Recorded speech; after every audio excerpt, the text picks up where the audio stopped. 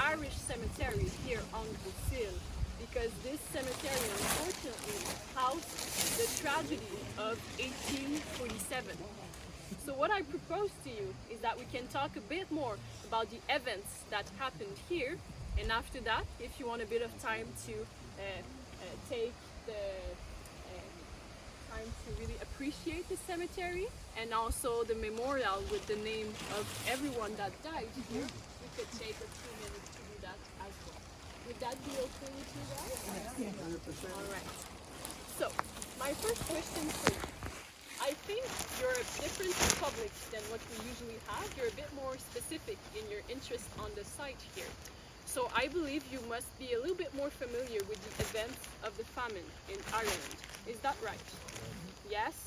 All right. So usually I go a lot in context of what happened in Ireland, but since you're more familiar, we could focus on what led to a tragedy here on Grosse. Would that be good with you? Yes. Yes?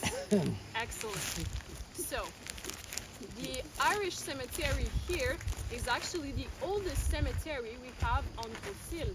It opened with the opening of the quarantine station in 1832. So at first everything was in this sector, so it's logical that the cemetery was as well. Through time on the station, we're going to build hospitals in other sectors, and this is going to motivate the opening of new cemeteries. We actually have 3 on the station. Another one is in the center sector of the island, and one is completely at the eastern part of it as well. But this one behind me is the most important, and it's the one that interests us to talk about the happening of 1847 here on the station. To put a few numbers on what happened during that summer, we can talk about the numbers of death.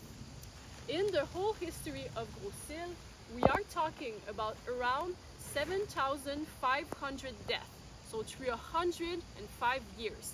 But in 1847 alone, it is 5,424 of them that are buried on site. So this is the 2/3 of the total death of the station being concentrated in this one summer. The rest is spreading over 104 years. So this tells you how important this summer is going to be for our station.